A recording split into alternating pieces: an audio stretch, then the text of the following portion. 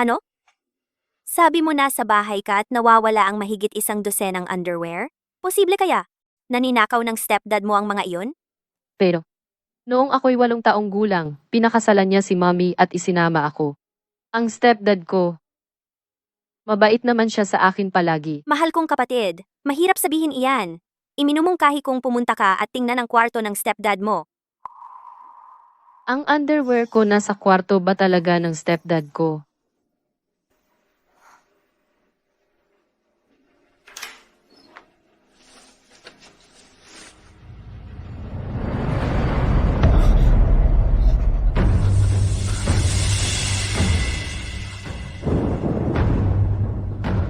Songsong, ano ang hinahanap mo? Sa aparador ni tatay? Ikaw,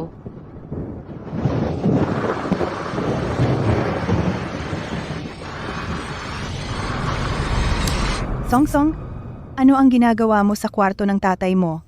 mommy siya. Naiwan ang underwear ni Songsong, kaya inayos ko para sa kanya. Tingnan mo, ang tanda mo na, nagkakalat ka pa rin ng damit. Kailangan pang maglinis ng tatay mo para sa iyo. Wala ka talagang hiya. Hindi totoo iyan.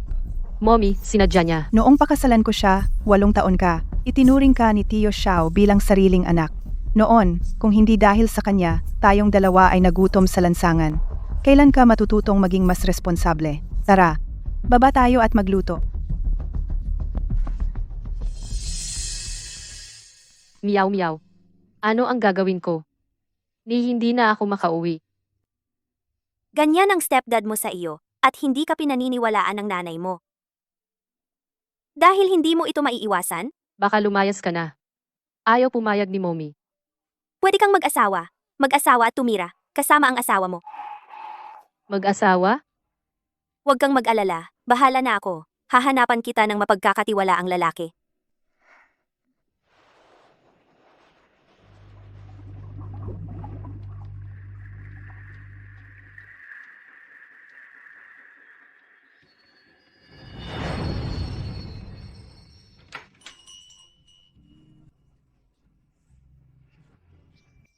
Isang dark green na kurbata.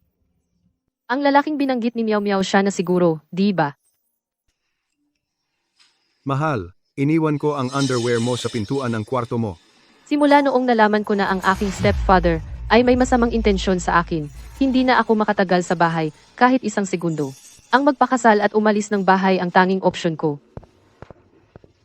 Hi, ipinakilala ako ni Gumiao. Ako si Wensong, 22 taong gulang, kasalukuyang nag-i-intern sa Dingsheng. Walang masamang bisyo. Kung walang problema, gusto kong magpakasal sa lalong madaling panahon.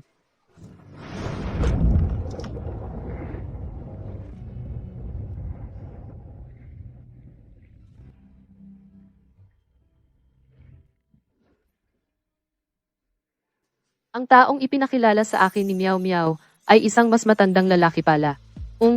Excuse me, ikaw ba ang sinugo ni Gumiao? Ang templong ito ay talagang epektibo para sa pagdarasal ng kasal. Bilisan mo at manalangin sa Bodhisattva na bigyan ako ng manugang na babae. Narinig mo ba?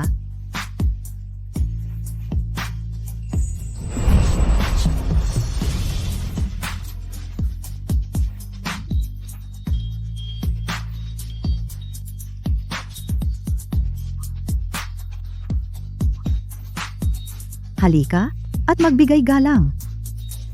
Nanay, hindi na kailangan manalangin. May gusto na akong tao.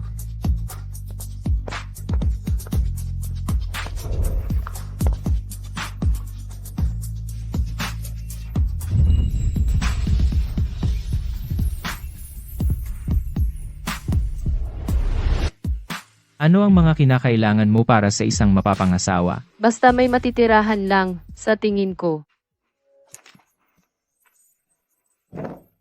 Dala mo ba ang ID mo? Ha? Congratulations sa inyong kasal. Ako ay kakakasal lang sa isang estranghero, isang mas matandang lalaki, ganun lang.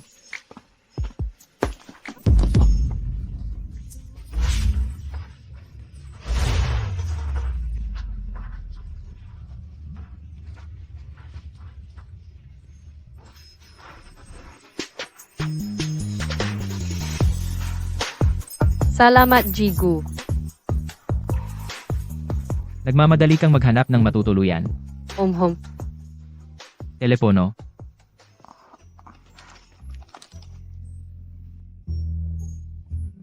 Ipak mo ang mga gamit mo at tawagan mo ako. Susunduin kita. Oh. Gu, alis na ako.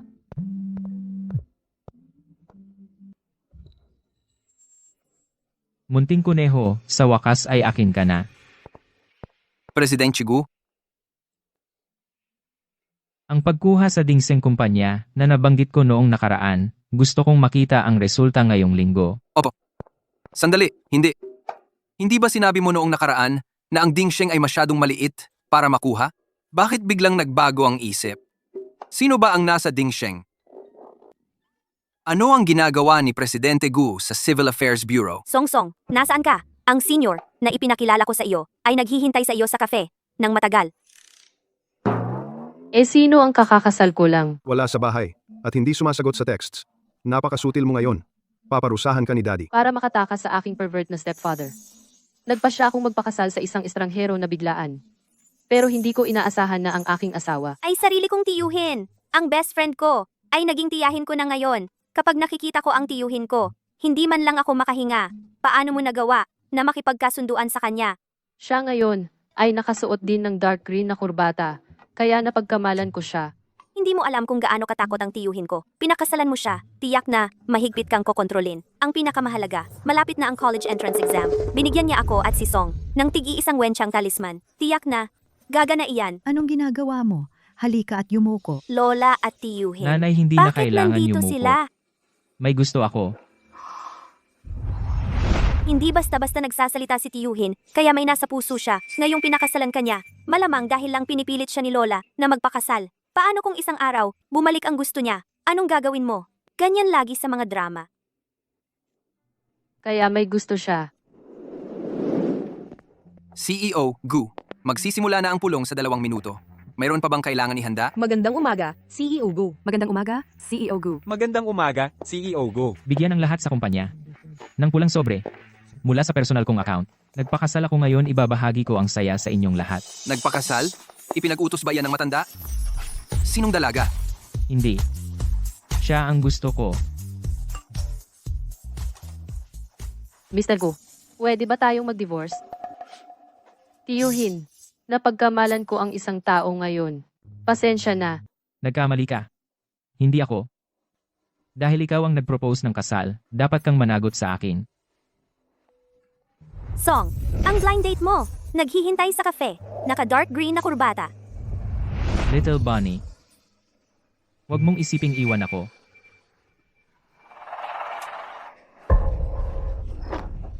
Anong gagawin mo? Anak, hayaan si Daddy. Tulungan kang maging tunay na babae. Pakawalan mo ako. Ano bang pinagkukunwari mo? Ako at ang nanay mo ay nag-iibigan sa katabing kwarto. Narinig mo kami, di ba? Gusto mo rin, di ba? Tutulungan ka ni Daddy. At Pakawalan mo ako. Saklolo. Saklolo. Saklolo. Song, buksan mo ang pinto. Song. hindi mo. Gustong malaman ng nanay mo na naakit mo ang asawa niya, di ba?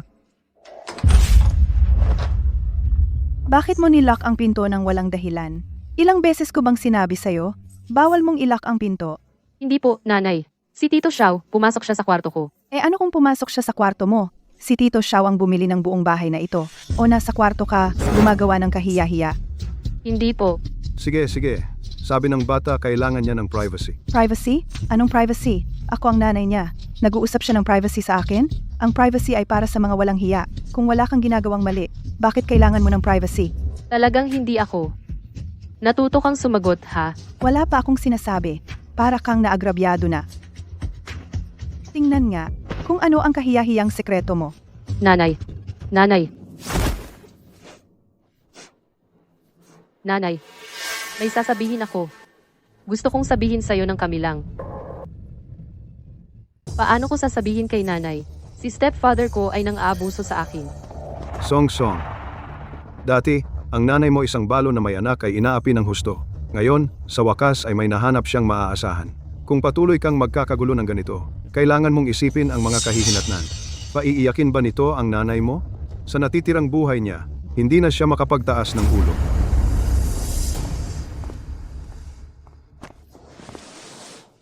Sumusobra ka na talaga. Ang tatay mo at ako ay nagsisikap ng husto. Para saan ba ito? Lahat ito para sa iyo. Ano ang gusto mong sabihin kay nanay? Nanay. Tito Xiao, siya gusto niyang. Nanay, anong problema? Song Song, magiging ate ka na. Ate, Ang Tito Xiao mo gusto niya itong sanggol. Matagal na, palagi kong iniisip ang iyong damdamin. Naglakas loob lang akong magkaroon nito pagkatapos mong lumaki. Song Song, ang Tito Xiao mo, siya mahal na mahal ka. Alam mo? kung sasabihin ko kay nanay ang totoo, tiyak na hindi niya ito tatanggapin. Mukhang hindi na ako makikipaghiwalay kay Mr. Gu. Kailangan kong lumipat ng madalian. Mr. Gu, pwede ba tayong magkita? Nandito ako.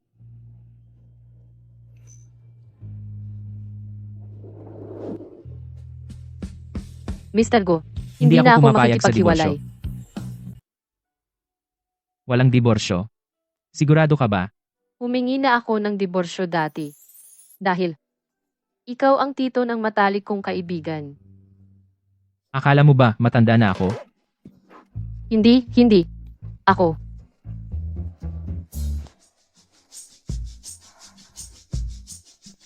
Ito ba talaga yung sinabi ni Miao Miao, ang malamig at mabagsik na tito?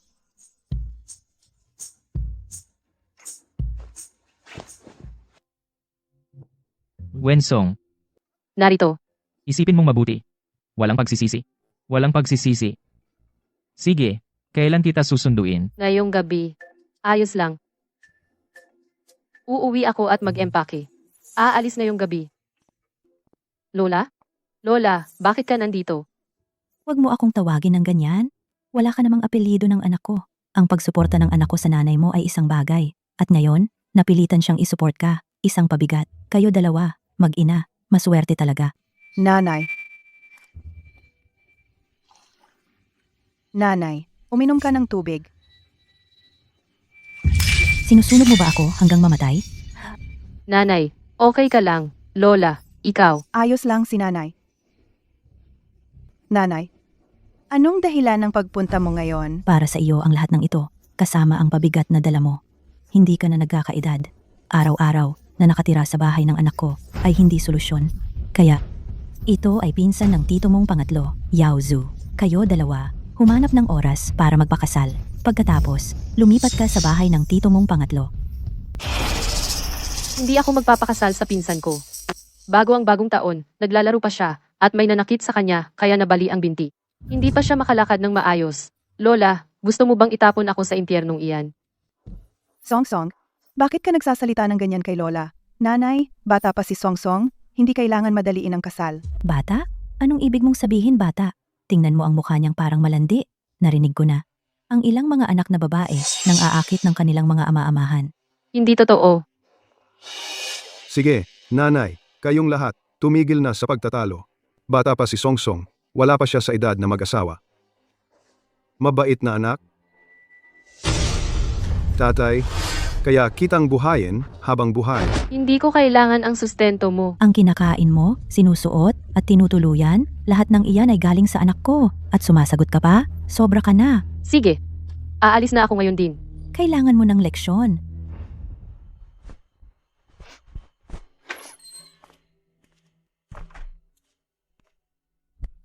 Anong ginagawa mo? Aalis na ako. Hindi ko papayagan. Tsaka, anong pamilya ang walang kaunting away? Ganyan lang talaga ang lola mo. Tiisin mo lang, lilipas din. Pero gusto niya akong ipagbili sa pamilya ng tiyo kong, ikatlo. At maliit na bagay ba iyon? Pero hindi ba sinabi ni tatay? Bubuhayin ka niya habang buhay? Nariyan ang tatay mo? Ano ang kinakatakutan mo? Palagi siyang may masamang balak sa akin. Siya ang tatay mo. Anong hidden agenda? Kalokohan. Noong huling beses na lumabas ako ng shower, nakita ko siyang nagnanakaw ng underwear ko. Palagi kanyang itinuturing na sariling anak? Pinupulot ang iyong underwear mali ba iyon? Hindi ba siya ang naglalaban yan para sa iyo mula noong bata ka at inayos ang mga iyon? At noong huling beses na matutulog na ako, pumasok siya sa kwarto ko. Iyon ay para tingnan ka, para malaman kung tulog ka na at mag-good night. Nanay, bakit hindi ka naniniwala sa akin? Ako ang sarili mong anak. Bakit naniniwala ka sa ibang tao, sa halip na sa akin? Sino ang tinatawag mong ibang tao? Kung hindi dahil sa kanya sa mga nakaraang taon, tayong dalawa sana matagal na tayong namatay sa gutom. Ang pamilya Xiao ay napakabuti sa atin. Paano ako nagpalaki ng isang anak na walang utang na loob? Mula nang ikasal, naging alipin ka ng buong pamilya Xiao. Si Lola ay laging nagmamaltrato sa iyo. Ang bahay at ang kotse ay lahat ng kanyang premarital assets, at ang iyong sweldo kailangan mong ibigay lahat. Saan ba talaga naging mabuti ang pamilya Xiao sa atin? Tinitiis ko lahat ng hirap na ito. Para kanino, noong panahong iyon, 8 taong gulang ka lang, kasama kita, dapat ba akong magpakasal ng mas mabuti? Hindi ba iyon lahat para sa iyo? Itong pabigat?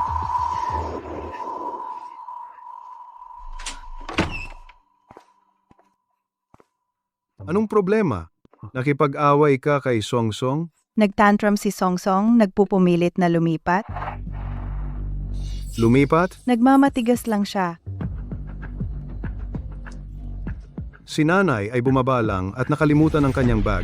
Ihatid mo sa kanya. Pupunta ako at makikipag-usap ng maayos kay Song Song.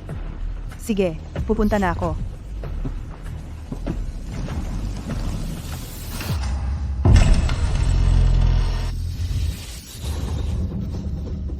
Mahal, iniisip mo bang iwanan ang iyong tatay? Nay, Nay. Pumunta siya para ihatid ang lola mo. Hindi siya babalik agad. Song Song, hayaan mo si tatay na maging unang lalaki mo, okay?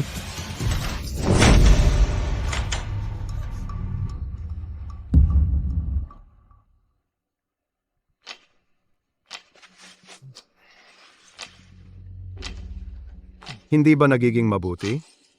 Munting kuneho, maging mabuti ka. Buksan ang pinto. Nahanap ko na. Ito.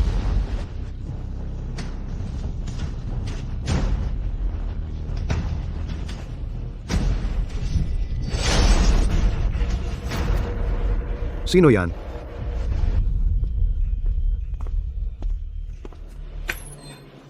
Tito, nandito ako para makita si Song Song. Song Song ay hindi maganda ang pakiramdam ngayon. Tito, may plano na kami ni Song Song. Dadalhin ko siya sa bahay ko para manatili at magpalipas ng ilang araw. May mga kaibigan kaming naghihintay sa ibaba para sa atin. Hindi ka naman tatanggi, di ba Tito? Siyempre. Tara na.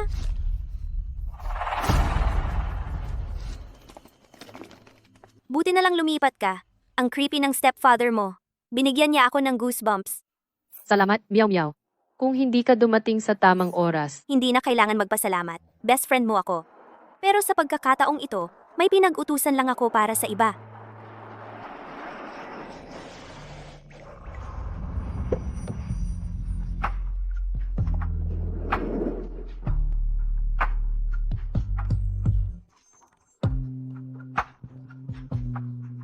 Tito ko iyon. Nakita niyang hindi ka nagre-reply sa mga mensahe at hindi sumasagot sa mga tawag.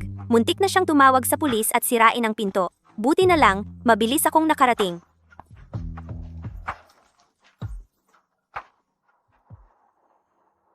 Tito, salamat. Umiiyak ka ba? May nangapi ba sa iyo? Tito, wala kang alam, pamilya ni Song Song. Hindi, kakatingin ko lang sa phone ko ng sobra. Sumasakit ang mata ko. May gusto si Tito. Ang mga bagay-bagay na ito sa pamilya ko, mas mabuting huwag na siyang abalahin. Sumasakit ang tiyan ko. Hindi naman ako dinadatnan, di ba? Song Song, okay ka lang? Ay naku, kotse ni Tito. Mukhang mahal talaga. Nadumihan ko ito. Ano ang gagawin natin? Wala rin akong dala. Ay nako, sobrang maayos ni Tito. Kumain ako dati sa kotse niya. Pinalabas niya ako at ang kotse. Ngayon, Tito, pasensya na. Nadumihan ko.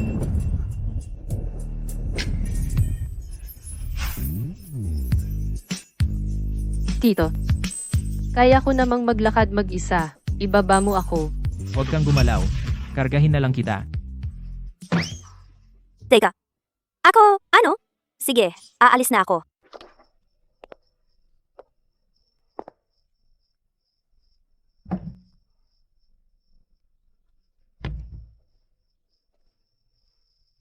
Umupo ka.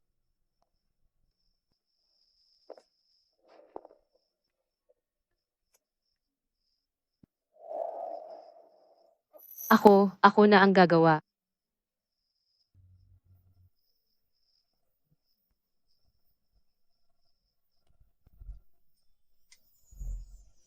Ang cute ng tsinelas pang babae. Sa bahay ni Tito, laging nakatabi. Ang isang lalaki na may posisyon na may gamit pang babae sa bahay normal lang, di ba? Nakita ko kahapon sa tindahan, naalala kong gusto mo ng mga dekorasyong kuneho. Bagay sa'yo. Siya paano niya malalaman na gusto ko ng kuneho?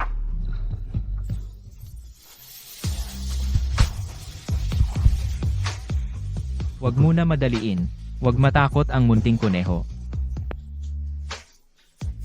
Ako na ang gagawa. Tito, saan ako matutulog ngayong gabi? Sumunod ka sa akin.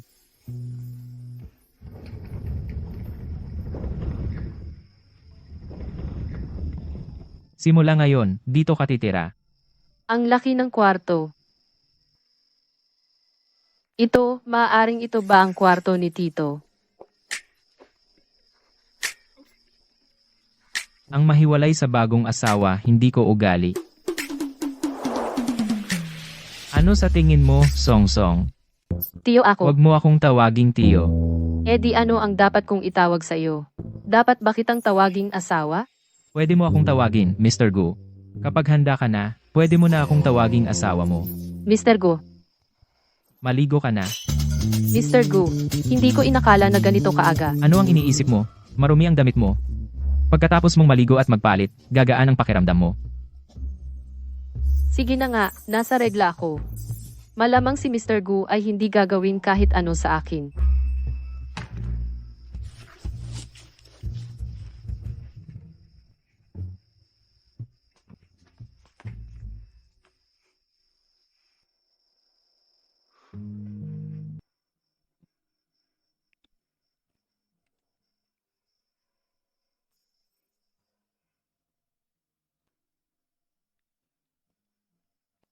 Mr. Gu, tapos na akong maligo. Nakapag-ayos na ako. Kung gusto mong pumunta, Mainit na tubig na may brown sugar. Makakatulong ito para gumaan ang pakiramdam mo. salamat. Tito. Dapat kang maligo na ngayon.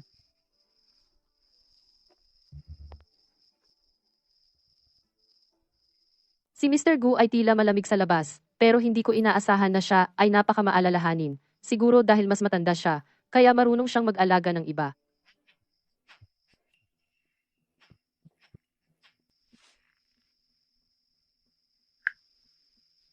Song Song, ang layo na ng narating mo, di ba? Nasaan ka ngayon? Hindi ba sinabi mong nasa bahay ni Gumiao ka? Nasaan si Gumiao? Kung sasabihin ko ang totoo ngayon, mabibigyan ko lang ng problema si Mr. Gu ng problema. Meow meow.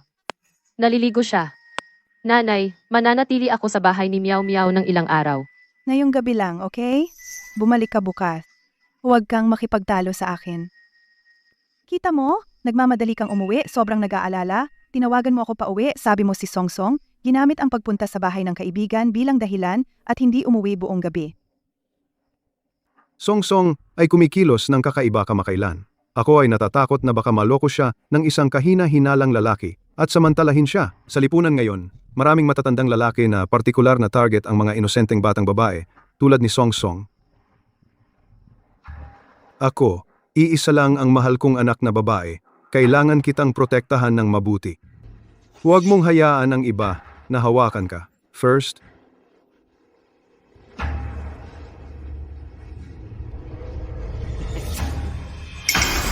Wensong, nasa likod mo. Bakit may lalaki? Ano? Lalaki? Anong lalaki? Nasaan ang lalaki? Nay, namamalik mata ka. Saan ka ba talaga? Sabihin mo sa akin. Huwag kang gagawa ng kahit ano.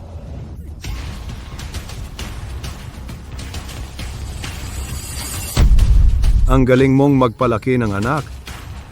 Hindi maglalakas loob si Song Song. May nag-udyok sa kanya kapag bumalik siya. Babalik ba siya pagkatapos tumakas? Ito ang tahanan niya. Nagdadabog lang siya. Hindi ba si Song Song magsisimula na sa trabaho? Ikaw ang tagapamahala ng Dingsheng. Siguradong makikita mo siya sa kumpanya. Maupo ka. Mahal, ako ay naging mainipin lang, okay? Huwag kang mag-alala. Siguradong ihahatid ko si Song Song pa uwi.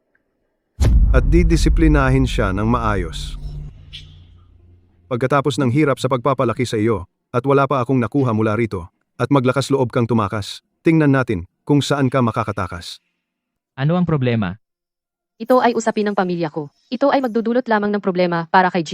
Gu, isang tawag mula sa bahay. Wala yon. Ako ay matutulog na. Sandali. Halika, patutuyuin ko ang buhok mo. Umhong.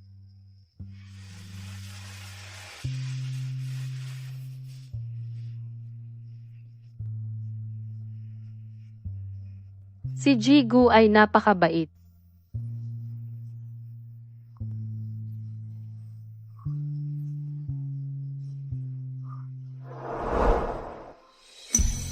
Napakakaiba. Kahit na ito ay kakaibang lugar. Nararamdaman ko na mas komportable kaysa sa bahay.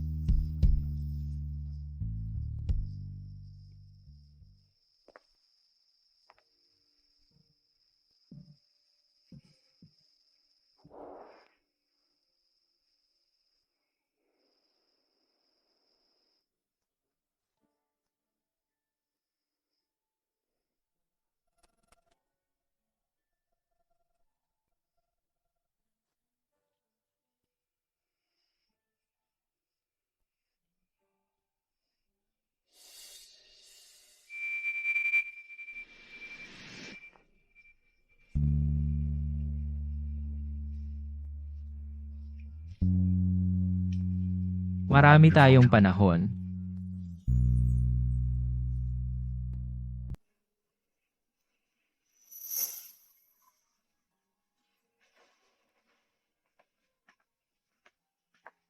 Magandang umaga, ma'am. Ma'am, lahat ng ito ay inihanda para sa iyo. Mga damit, alahas, titulo ng ari-arian, at mga kotse. Hindi sigurado sa iyong panlasa. Para sa almusal, naghanda kami ng mga pagkain mula sa iba't ibang rehiyon. Tig-iisang bahagi, kung hindi mo gusto ang alinman. Maaari naming baguhin ang mga ito anumang Sobra oras. na iyan. Sinabi ni Mr. Go. Ito ang lahat, na basic setup para kay Mrs. Go. Nasaan si Mr. Gu? Nagpunta siya sa kumpanya kaninang umaga.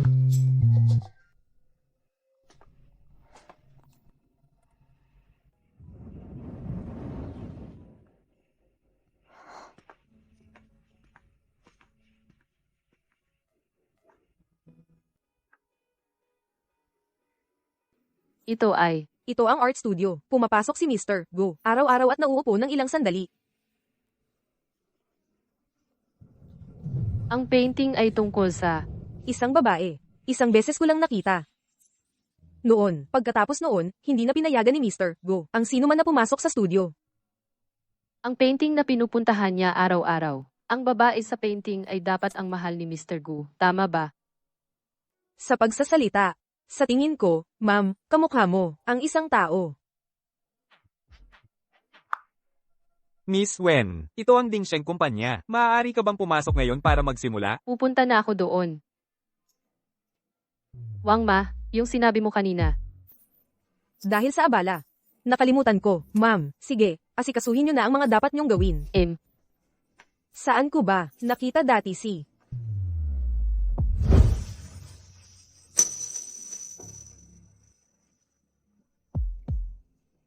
Okay, sige. Tagapamahala Xiao. Naipaalam ko na kay Wensong na pumasok ng maaga para sa onboarding. Darating siya agad. Sige, ako na ang bahala sa natitira. Okay.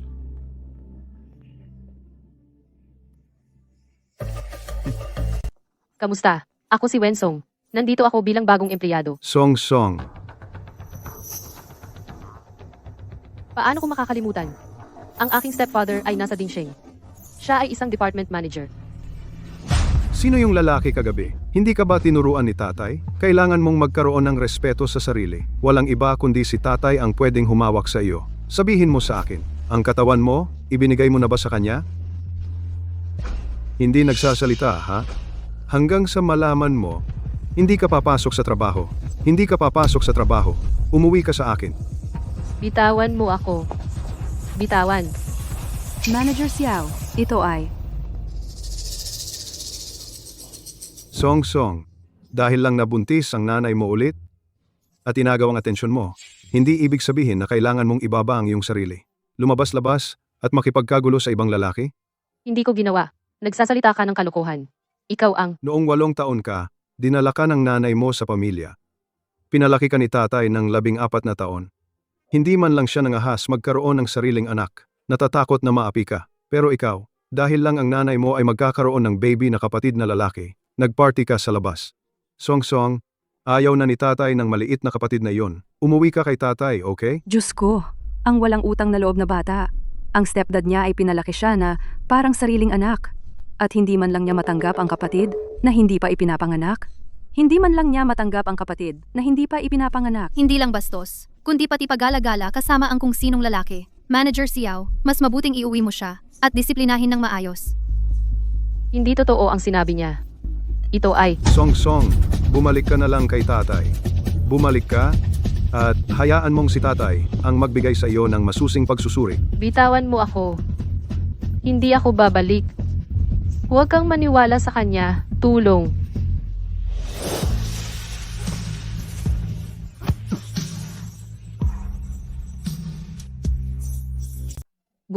Gigo. Ayos ka lang ba? Sino ka ba talaga? Ikaw, alisin mo ang kamay mo. Kumusta? Pangkalahatang tagapamahala. G. Gu, maaga ka dumating. Dapat sana kaming lumapit para bumati sa iyo. G, pangkalahatang tagapamahala, ano ang tawag mo sa kanya? G, Gu. Bulag kang tanga. Ito ang kamakailan lang ay bumili ng ating kumpanya. Ang pinakamayamang tao sa Jiangcheng, ang presidente ng Gu Corporation, G. Gu Yunzhou. Kaya, Jigo ay ang bumili ng ating kumpanya, ang bagong presidente. Ang tanggapan sa harap ay nanliligalig sa mga babaeng empleyado at sinasalakay sila ng pisikal. Ito ba ang paraan ng Dingsheng Group sa paggawa ng negosyo? Hindi, Jigu. Kahit siya ay isa lang bagong upahan probationary na empleyado, ang kanyang personal na buhay ay talagang magulo. Ginawa ko ito para sa ating kumpanya upang maglinis ng gulo. Tumahimik ka. Maaari mong tanggalin ang mga empleyado, ngunit hindi mo sila maaaring saktan ng pisikal. G. Gu. Ang bagay na ito ay sa ating kumpanya pagkabigo sa pamamahala. Tatanggalin ko siya agad. Ngayon, lumabas ka dito. G. Gu, maawa ka sa akin. Ang asawa ko ay nagbuntis lang at kailangan niya ako. Hindi ko mawawala ang trabahong ito. G. Gu. Si nanay ay nagdadalang tao pa. Xiao Zhengqin hindi mawawalan ng trabaho. Ikaw ang magpasya. Bakit si Jigu ay napakabait sa maliit na pokpok na ito? Maaaring... Kalimutan mo na. Si. Salamat, G. Gu. G. Gu, pumasok ka. Maghintay ka lang. Malalaman ko din sa kalaunan ang ibang lalaki na nakikita mo kung sino siya.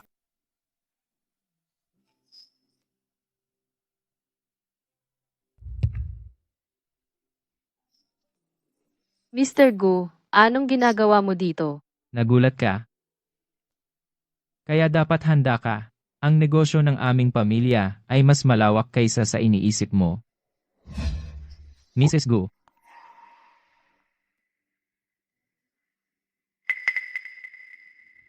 Sao Chengxin. Ano siya sa iyo? Dapat ko bang sabihin sa kanya? Maniniwala ba si Mr. Gu sa akin? Susuportahan ba niya ako? Siya. Sorpresa. Yunzhou, bumalik na ako. Nandito si Star Yi. Isang oras na siyang naghihintay kay CEO Gu. Ang kanilang mga chismis ay totoo pala. Hindi pwedeng ilantad ng isang artista ang kanyang relasyon. Si CEO Gu ay naghihintay ng tapat, handang maging kanyang lihim na kasintahan para sa pag-ibig. Nakakaantig. Kaya. Siya ang gusto ni Mr. Gu, diba? Kaya ang pagpapakasal ni Mr. Gu sa akin ay isang takip lamang. Sino ka? Bakit ka nakatayo sa tabi ni Yunzhou? Siya, Ako ay isang bagong empleyado na ngayon lang nagsimula. CEO Gu, magche-check-in muna ako. siya ba? Ayaw magpakilala sa akin sa publiko? Nakakahiya ba ako masyado? Sa paligid ni Yunjo, wala pang babae. Bakit siya masyadong nag-aalala tungkol sa isang empleyado? Nag-overthink ba ako? Buti na lang nasa opisina. Hindi ako nahuli ni Binibining Yi. Napakabait sa akin ni Jigu. Hindi ko kayang sirain ang relasyon niya.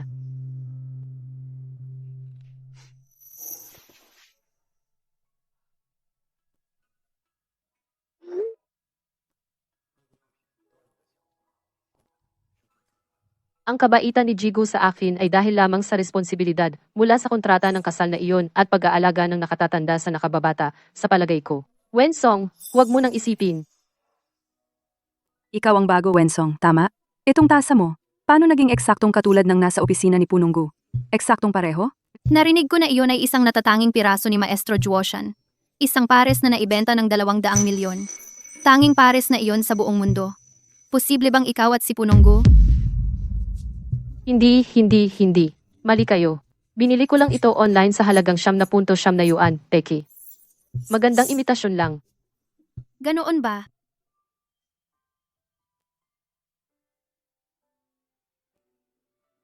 Yunjao? Hindi ba ito ang tasa ni Maestro Zuoshan? Sumisimbolo ito ng dalisay at perpektong pag-ibig. Pwede mo bang ibigay sa akin ang isa pa? Bakit ang tigas mo? Pagkatapos ng lahat, ang ating mga pamilya ay malapit sa loob ng maraming henerasyon. Bukod pa, bumalik ako ngayong pagkakataon upang i-endorso ang bagong produkto ng Goose Corporation bilang tagapagsalita. Makipag-ugnayan sa marketing department. Huwag lumapit sa akin. Pero gusto kitang samahan dahil sa relasyon ng ating mga pamilya. Iniisip ng lahat, ako ang iyong kasintahan. Mula ngayon, huwag mong hayaang marinig ko ang anumang chismis na ikaw ay aking kasintahan. Kung hindi, kahit ang iyong mga magulang ay hindi ka kayang protektahan. Punonggu, ang mga custom wedding rings mula sa iba't ibang brand dumating na. Sing-sing pangkasal, Dapat ay magustuhan niya ang mga ito. kaya nagpaplano na si Yunjo, napakasalan ako. Gusto ko ito. Bakit mali ang sukat? Assistant Lin, paano ka ba gumawa? Dahil hindi mo ito kayang isuot, Miss Ye. Hindi ko kayang isuot. Sino ang kaya? Ang asawa ko. Yunjo, ano ang sinabi mo? May asawa ka na? Imposible. Ipacheck mo ang tenga mo. Lin Feng. Miss Ye, abala ang presidente nating si Gu. Mangyaring umalis. Paano si Wensong? Lahat ay nakaayos na. Ang tasa ay naihatid na sa iyo. Napansin din ng mga kasamahan pareho ang modelo ng sa iyo. Pero Miss Wen parang ayaw niyang malaman ng mga tao na siya ang asawa mo. Ganun ba? Sino ang babaeng iyon na nangangahas makipag-agawan sa akin?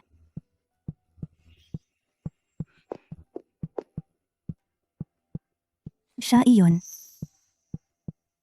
Siyempre, iyong babaeng iyon, si Yunjo, ay talagang binigyan siya ng tasang ito. Saan nanggaling ang tasang ito? Ay nako, kung ang mahal ni Jigu ay nagkamali ng pagkaintindi, tiyak na magdudulot ito ng problema para kay Jigu. Miss Yi, ito ay tasa na binili ko sa group deal. Teka ito. Siyempre, peke, ang tunay ay nagkakahalaga 200 milyong dolyar, limitadong edisyon. Hindi ka karapat-dapat gumamit nito. Wensong, tama ba?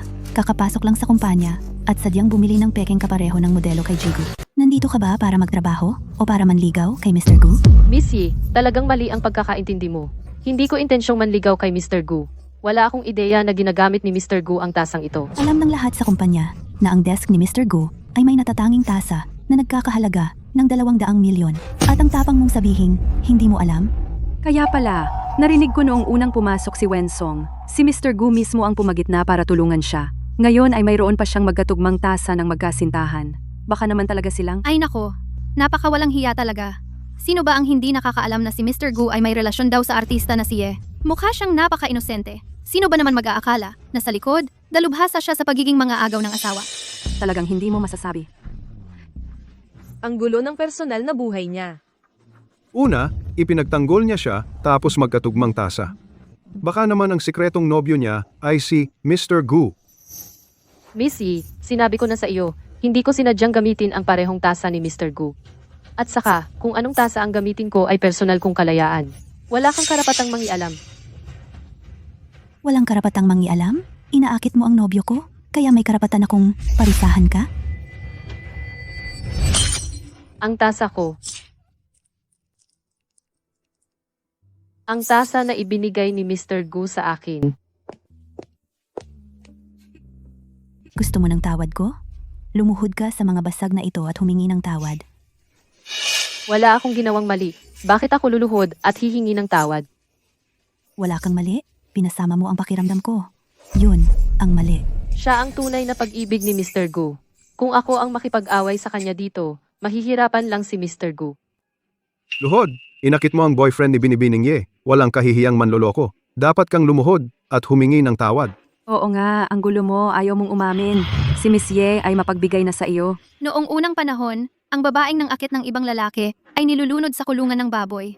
Lumuhod ka. Huwag kang magdulot ng hiya sa kumpanya natin. Hindi ako. Talagang hindi ko inakit si Mr. Gu.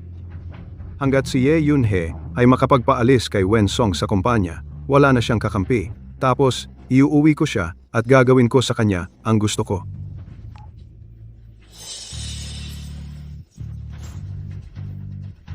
Gusto kong makita kung sino ang susubok.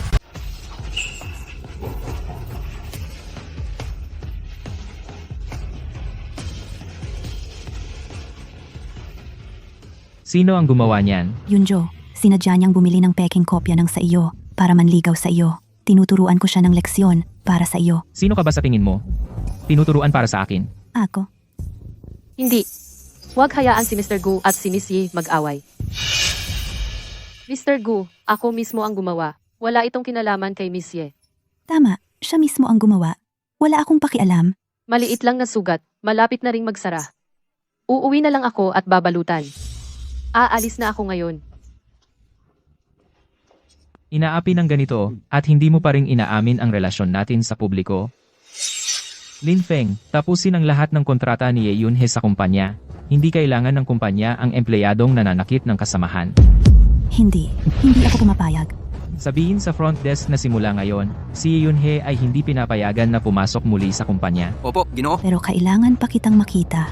Ye Yunhe, sa lahat ng mga taon na ito, ikaw ay nagkakalat ng mga chismis tungkol sa atin. Para sa iyong mga magulang, pinapalampas ko lang.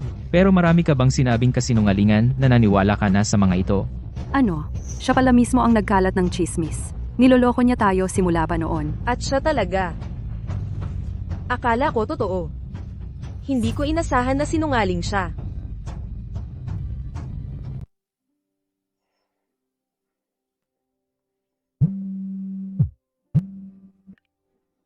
Samahan mo ako sa bahay. Ginoong Gu, sige na at asikasuhin mo ang iyong negosyo. Kaya kong umuwi ng mag-isa. Bumalik si Miss Ye ngayon. Malamang magkakaroon sila ng magandang reunion.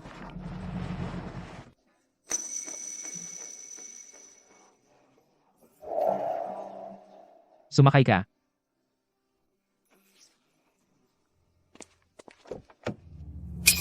Iyon ay Wen Song.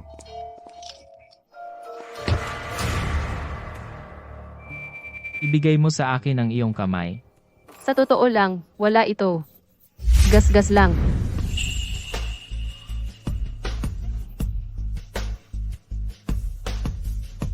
Ginoong Gu, magkaroon ka naman ng respeto sa sarili mo. Respeto sa sarili? Miss Wensong, kailangan ko bang paalalahanan ka? Ako ang asawa mo. Yung may kasalang lisensya. Pero, ako ay isang panakipbutas lang. Binubuli ka sa sarili mong kumpanya, at hindi ka man lang tumawag ng tulong. Si Ye Yunhe ang nag-utos sa iyong lumuhod. Seryoso ka bang gagawin mo iyon? Hindi ba ako karapat-dapat sa iyong tiwala? Pero siya ang talagang mahal mo. Ano? Dahil si Missy ay iyong. Wen Song. Wen Song. Wen Song. Bumaba ka. Wen Song. Wen Song. Lumabas ka dyan. Alam kong nasa kotse ka. Naglakas loob kang makipagloko sa ibang lalaki sa labas. Kung may tapang ka, lumabas ka dyan sa kotse. Wen Song. Wen Song, lumabas ka. Wen Song.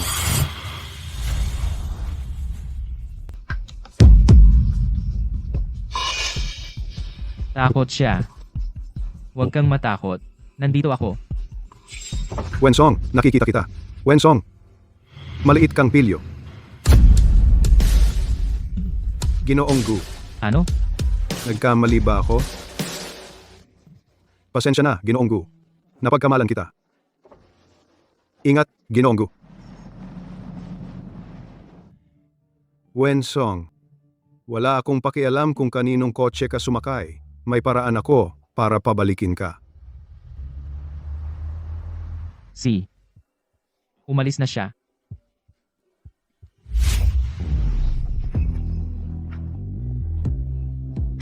Nanginginig siya.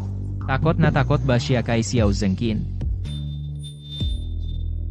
Song Song. Sino si Xiao Zengqin para sa'yo? Huwag kang matakot. Kung sinaktan ka niya, papatayin ko siya para sa iyo. Okay? Ginoong Gu, paano mo nasabi iyon? Mukha kang tense. Nagbibiro lang ako sa iyo. Presidente Gu! Oh, Presidente Gu! Talaga bang biro lang iyon? Kaya, sino ba talaga si Xiao Zengqin para sa iyo? Bakit laging hinahabol ka niya? Kung hindi mo sasabihin sa akin, sa tingin mo hindi ko malalaman? Siya ay aking ama-ama. Noong ako ay 8 taong gulang, dinala ako ng aking ina at nag-asawang muli sa kanya. Ama-ama? Pero wala kaming magandang relasyon. Gaya ng nakita mo ngayon.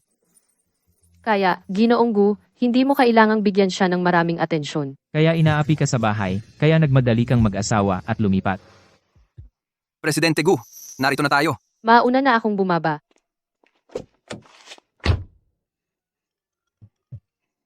Siyasatin itong si Xiao Zengqin. Opo. Miss Wen, para siyang maliit na puting kuneho. Kapag nahulog sa kamay ni Presidente Gu, magkakapira-piraso siya. Nasaan si Song Song? Hindi ba siya pumunta sa kumpanya? Anong kumpanya? Pumupunta siya sa kumpanya, pero hindi talaga para sa trabaho. Nakikipagrelasyon siya sa amo. Natutulog kasama siya. Ano bang pinagsasabi mo? Imposible yan. Si Song Song ay hindi ganoong klase ng babae. Tingnan mo.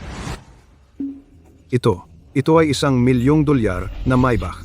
Ang ordinaryong tao ay nagtatrabaho sa buong buhay niya at hindi man lang kayang bumili ng isang gulong. Sabihin mo sa akin, kung hindi siya inaalagaan ng isang mayamang amo, paano siya makasakay sa sasakyan na iyon?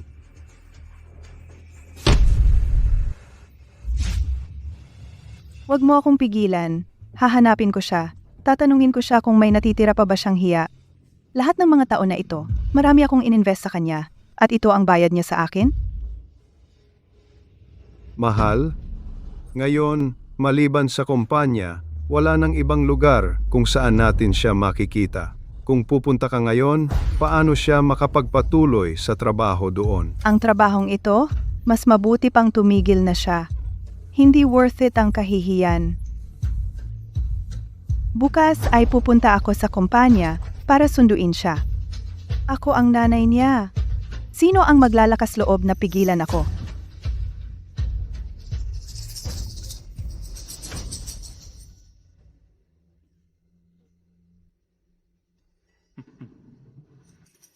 Munting kuneho, maging mabuti ka. Buksan mo ang pinto.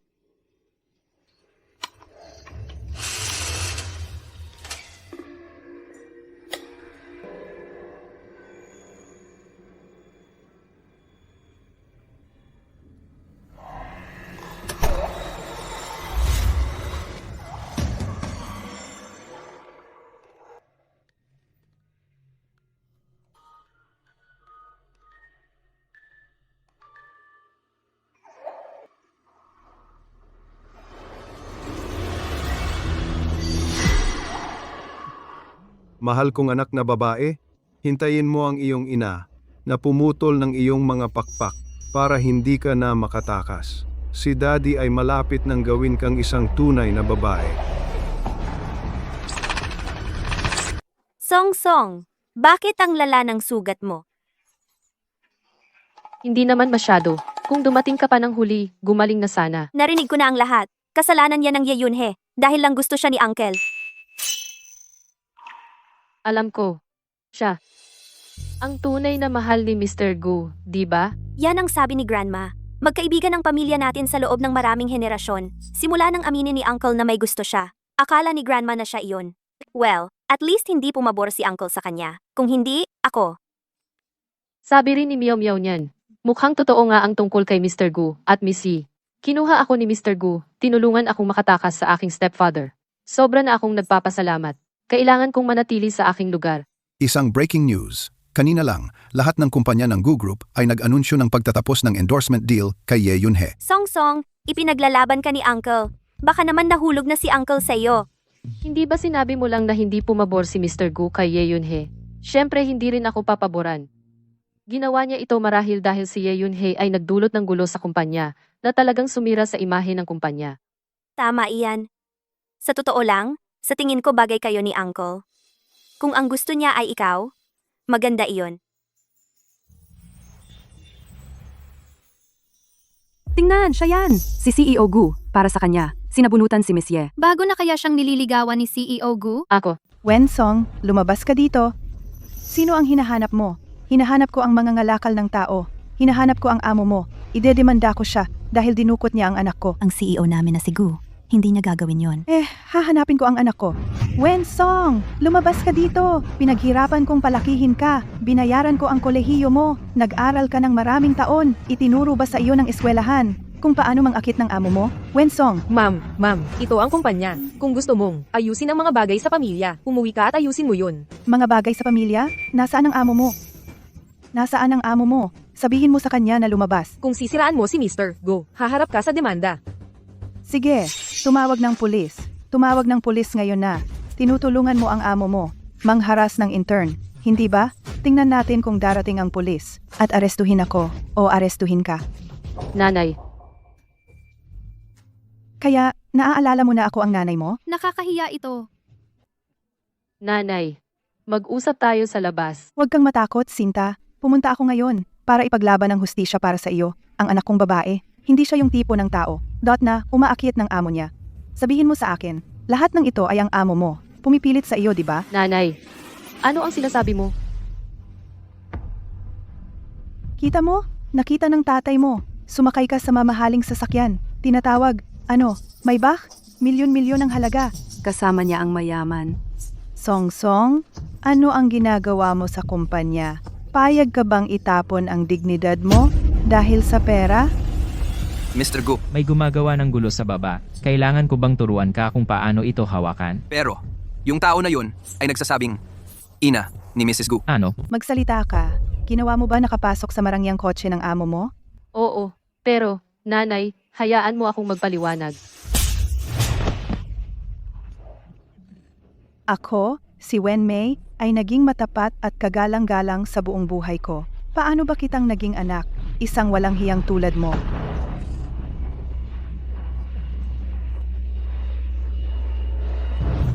Song, okay ka lang? Song, okay ka lang? Hindi mo masisisi ang nanay mo. Bakit mo? Sinuway siya? Huwag mo akong hawakan. Wensong, sa tingin mo ba dahil nakakita ka ng ilang lalaki sa labas, sumulong ka na at nangahas na tratuhin ang iyong ama ng ganito? Nasaan ang amo mo? Lumabas ka dito. Nasaan ang amo mo? Nanay. Opisina ng CEO. Sige, kaya nagtatago ka dito, ha? Hindi ko maaaring hayaang ang mga bagay pampamilya makakaapekto kay Mr. Gu. Nanay, pakiayaw. Wala itong kinalaman kay CEO Gu. Umalis ka sa daan ko. Song.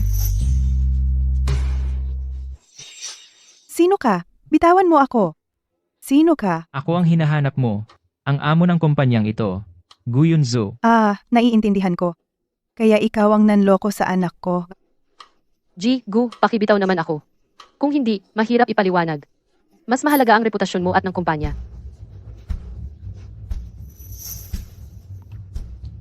Hinawakan mo ang sugat ko. Masakit ba? Bitawan mo muna. Kayo dalawa, anong relasyon nyo? Akala mo ba anak ko, kakagraduate lang, at walang koneksyon? Kaya binabantaan mo siya? At ginagawa siyang kerida? Ako lang ang may kasalanan.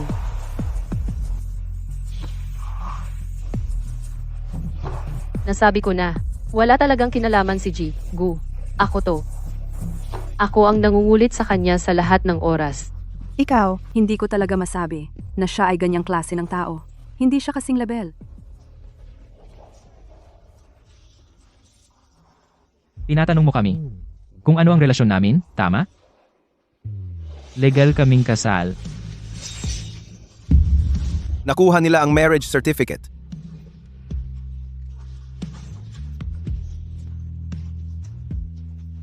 Balak kong maghintay hanggang sa ikaw ay handang gawing publiko. Pero ngayon, hindi na kailangang itago pa. Wensong ang aking legal na asawa. Siya ba talaga ang asawa ng CEO? Kung gayon ang mga sinabi ko kanina? Paanong hinayaan mong hawakan ka ng ibang lalaki? Siya ang anak ko. Lahat ng tungkol sa kanya ay akin. Sino ka ba? Wensong magpakasal, napakalaking bagay. Hindi ka man lang nagtanong kung pumapayag ang pamilya? Ngayon, sinaktan mo pa ang mga magulang mo. Wensong, sobra ka na. Songsong.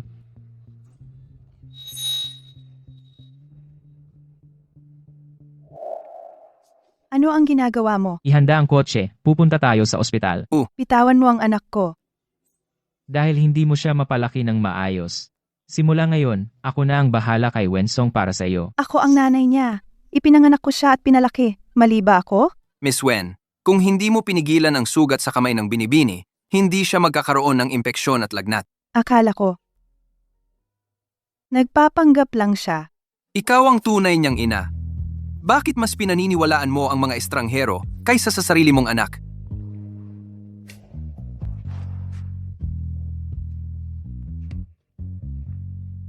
Noong nakaraan, pinaimbestiga kita kay Xiao Zhengqin. May progreso ba? Ang ebidensya ng kanyang paglustay ng pampublikong pondo ay nakuha na. Ngunit, kahit ang mga kapitbahay ay iniisip na siya ay isang mabuting stepfather. Tawagin mo si Gumiao. May tatanungin ako sa kanya. Tito, kamusta si Song Song? Tungkol sa stepfather niya, gaano mo siya kakilala? Hindi ko alam. Gumiao. Tiyo, hindi naman sa ayaw kong sabihin sa'yo. Ayaw lang ni Song Song na sabihin ko. Ayaw kanyang abalahin. Kaya tinulungan mo siyang itago sa akin, at hinayaan mo siyang malagay sa panganib. Tingnan mo, ang manyak na si Xiao Zhengqin ay ginagambala si Song Song. Noong bata pa siya, kontrolado na niya siya. At nang lumaki siya, hindi siya pinayagang makipag-ugnayan sa ibang lalaki. Ginoo, kayo. Pumasok ka.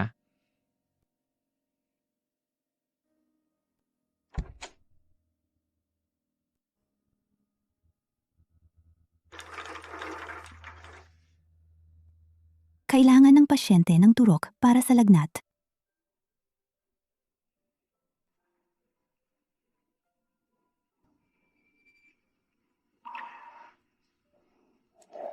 Huwag kang tumingin. Malapit nang matapos. Ginoong Gu.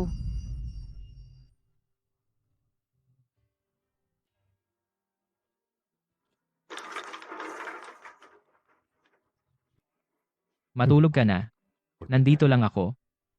Unghong.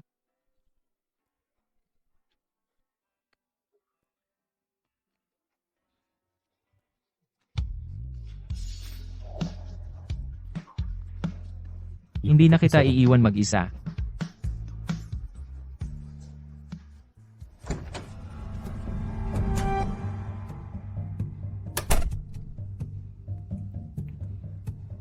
Lin Feng, dalhin mo si Xiao Zhengqin sa opisina ko. Ngayon, Sabi mo hinahanap ako ni Ginoong Gu? Hinahanap niya ako? Siguro gusto niyang humingi ng tawad sa akin. Mabuti, may sasabihin din ako sa kanya. Xiao Zhengqin, ang aming Ginoong Gu, bakit siya hihingi ng tawad sa iyo? Ano naman kung siya si Ginoong Gu? Natulog siya sa anak ko nang walang paalam. Hindi ba dapat siyang pumunta sa biyenan at humingi ng tawad? Umalis ka. Humingi ng tawad? Sabihin mo sa hari ng impyerno. Naglakas loob kang galawin ng taong pinoprotektahan ni Ginoong Gu? Ngayon, sa tingin ko papasok ka ngunit lalabas kang nakabuhat.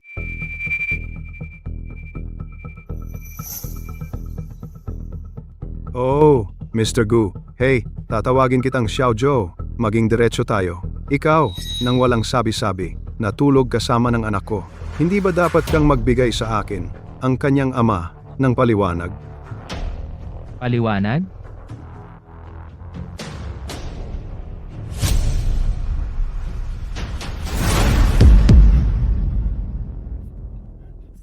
Xiao Zhou. Hindi, Mr. Gu. Anong ibig mong sabihin? Ako ang tatay ni Song Song. Tatay,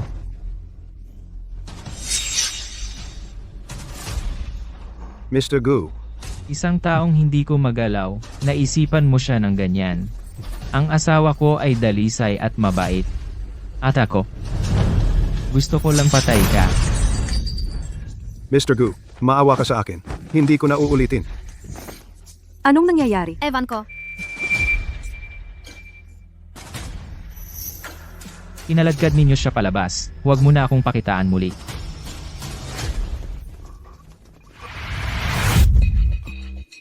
Diyos ko, hindi ba si tagapamahalak Xiao iyon? Narinig ko na si Mr. Gu ang pumutol sa kanya at binugbog siya ng ganito. Kung lalampas ka kay Mr. Gu, hindi ka tatagal sa Jiangcheng. Si tagapamahala Xiao ay kinaladkad palabas ng kumpanya. Puno ng dugo ang mukha. Si Mr. Gu. Meow meow, si Mr. Gu. Siya.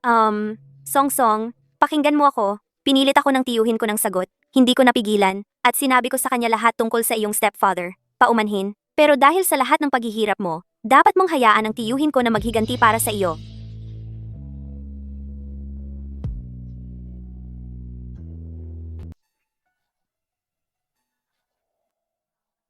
Paano ka naging ganyan katanga?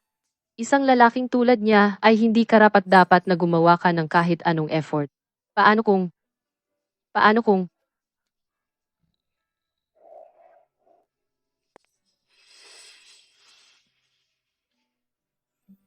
Huwag tumakbo kung saan-saan. Malamig ang sahig. Tingnan ko, saan ka nasaktan?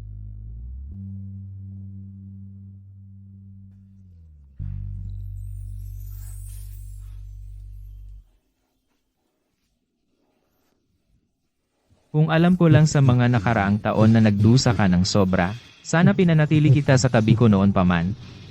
Hindi ka binitiwan kahit isang saglit. Mula ngayon, ako na ang pamilya mo. Kahit anong mangyari, laging nasa tabi mo ako. Kahit na ito'y dahil lang sa obligasyon. Sobrang galing pa rin niya. Hayaan mong lagyan kita ng gamot.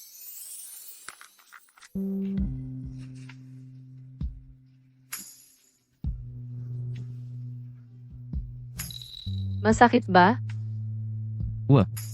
Magiging mas maingat ako.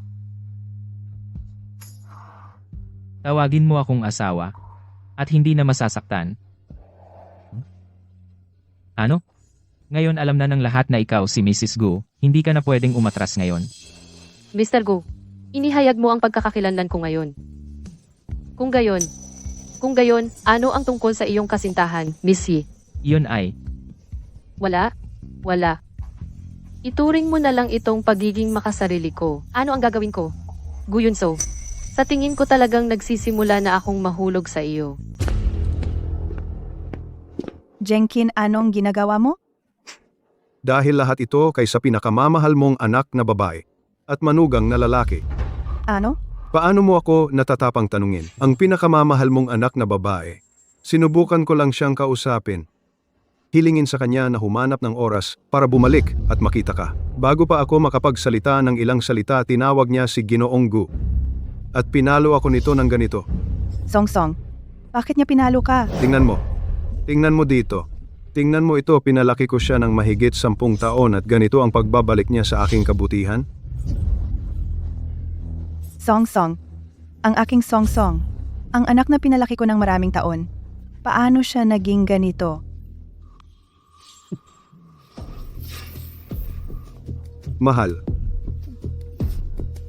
Kasalanan ko lahat ito. Tuwing naiisip ko si Song Song, nagpapakasasa sa labas. Parang, mahal. Hindi natin hayaan na siyang magpatuloy ng ganito. Lokohin siya para bumalik ayos lang. Lilipat tayo at mabuhay ng masaya tulad ng dati. Ayos lang? Talaga? Siyempre, totoo.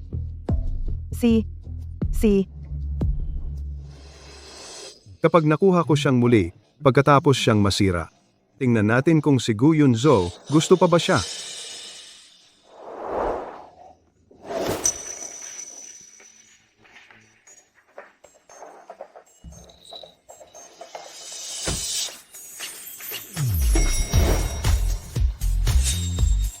Ginoong Gu Ginanggu. Ginanggu. Magandang umaga. Bilisan mo. Sobrang romantiko.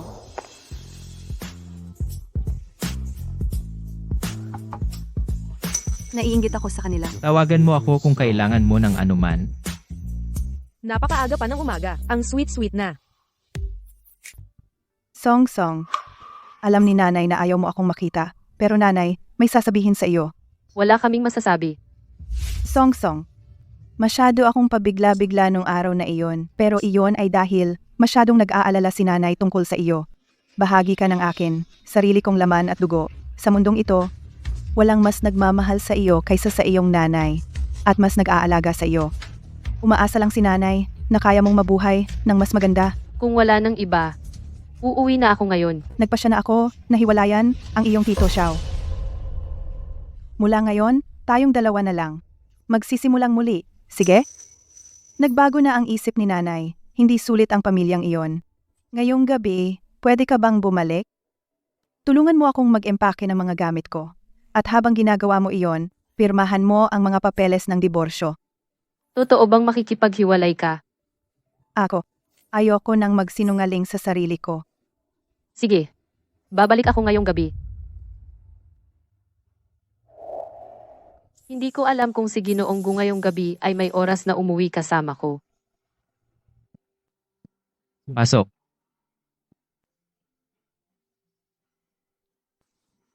Nakatayo ng ganyan kalayo, takot na kainin kita.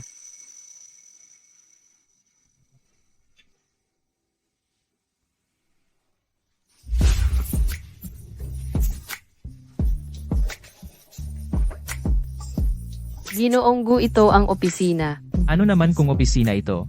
Inayakap ko ang sarili kong asawa, bawal ba yun? Bitaw na. Hindi ako magsasawa sa pagyakap sa'yo. Bakit kita pakakawalan? Ako. May sasabihin ako.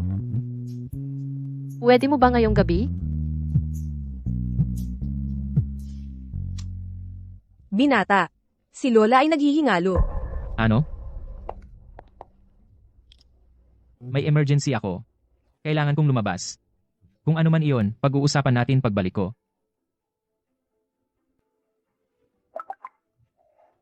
Nangungunang aktres na si Ye Yunhe nasugatan sa aksidente sa set. Ang emergency na binanggit niya. Si Miss Ye ba? Tita, matagal na tayong hindi nagkita. Sino nagsabi niyan? Si Lola ay naghihingalo. Miss lang kita, yun lang. Tara. Maupo ka. Dahil nandito ka, makipagkwentuhan ka kay Yunhe. Yun, Zhao.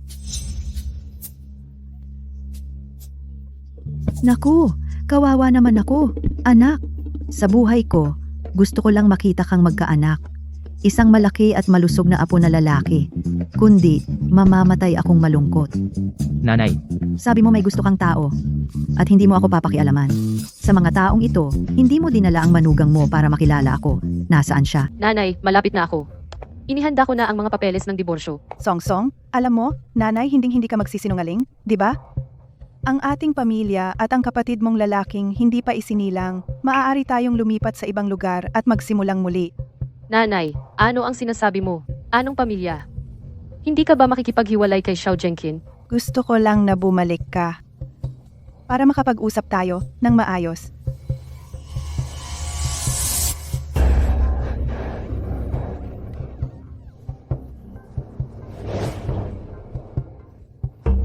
Mahal, sa wakas nakabalik ka. Munting kuneho, maging mabuti ka. Buksan mo ang pinto. Bilisan mo, buksan mo. Gusto kong pumasok.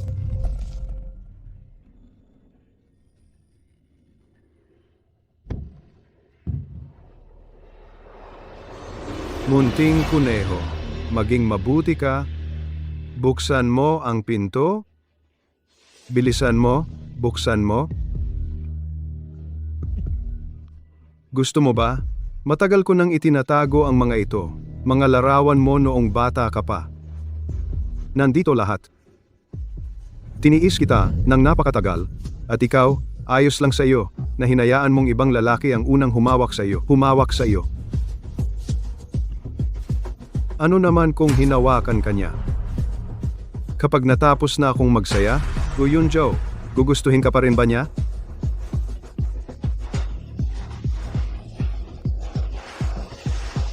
Zhengqin, nasaan si Song Song? Hindi ba sinabi niya na may kukunin lang siya at aalis na? Bakit hindi pa siya lumalabas?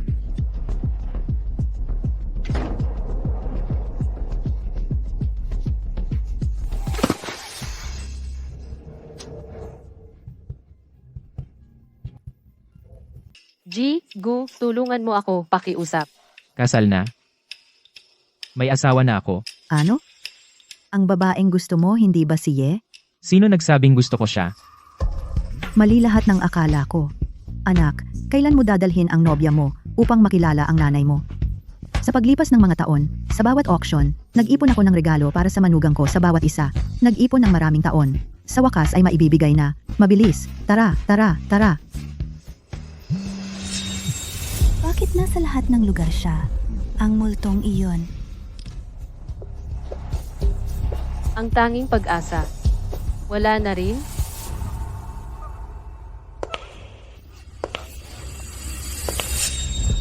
Sino ang nagpahintulot sa iyo na hawakan ang telepono ko? Pinulot ko lang para tingnan. Bakit ka sumisigaw sa akin?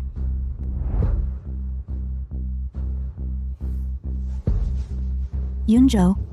Tawag lang iyon. Baka nagpapakasasa sa ibang lugar, aksidenteng nahawakan. Kung may mangyari sa kanya, walang makakaprotekta sa iyo.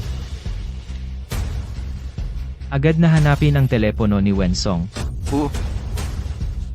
Yun, Joe. Ba't ang tagal mo? Nasaan si Song?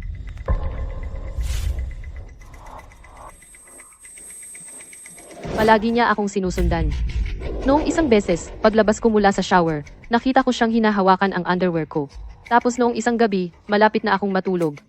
Pumasok siya sa kwarto ko. Nanay, bakit hindi mo ako pinaniniwalaan? Ako ang sarili mong anak. Song. Song, nasaan ka? Song? Huwag kang matakot, Song. Nandito si nanay.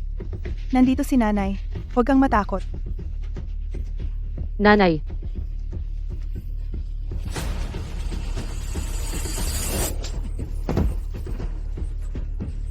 Mahigit 10 taon ko na siyang pinalaki. Akin siya. Anong masama kung mag-enjoy ako sa kanya? Ulol ka. Dinala ko si Song nang mag-asawa ako sa pamilyang ito. 8 pa lang siya noon. 8 pa lang taong gulang. Pakawalan mo siya. Kung maglakas loob kang gumalaw kahit isang hibla ng buhok niya, ipaglalaban kita hanggang kamatayan. nanay, Ngayon ikaw. Magpapakabait na naman? Ilang beses kanyang sinabihan at naniwala ka ba sa kanya? Ngayon, ang resultang ito ay tahimik mong sinang-ayunan. Ako ang may kasalanan. Pasensya na, Song. Umalis ka na, Song.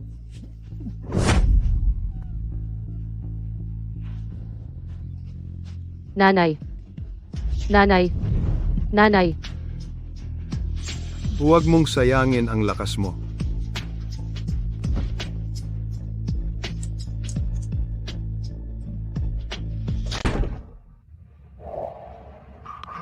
Lalapit ka ba sa kanya?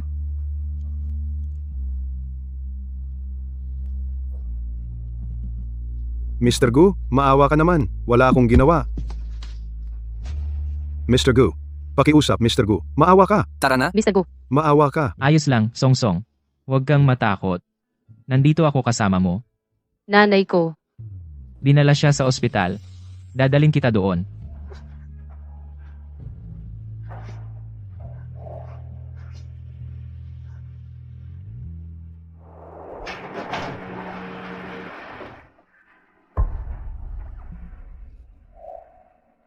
pamilya ng pasyente.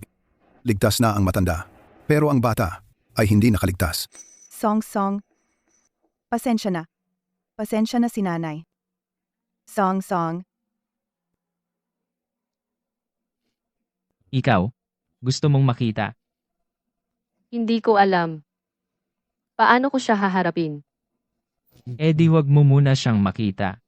Nag-ayos ako ng grupo ng mga eksperto. Mayroon silang pinakamahusay na kagamitan sa medisina.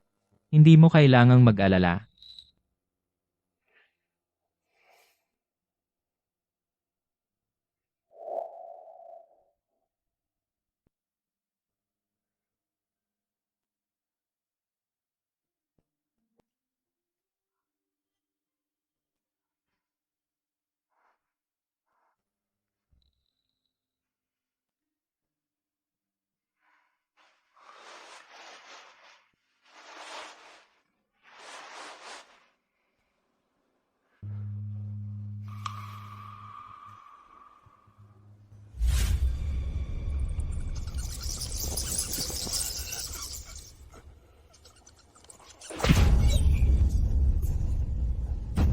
Dapat sinabi ko sa iyo, kung hahawakan mo kahit isang buhok sa ulo niya, mamamatay ka.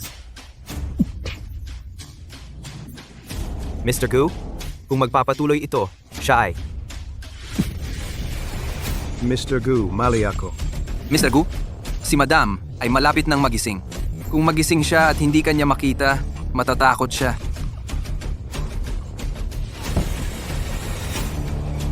Baliin ang mga braso at binti niya.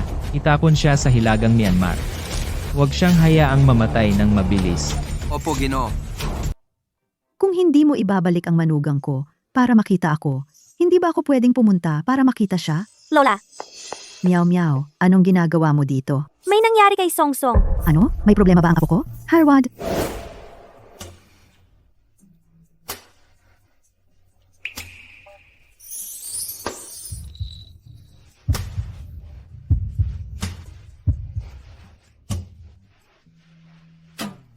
Gising.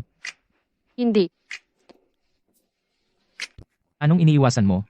Tingnan mo lang, masasanay ka rin. Ako. Huwag kang gumalaw. Hayaan mo akong yakapin ka saglit. Mr. Gu. Anong problema mo? Natatakot ako. Natatakot na baka mahuli ako.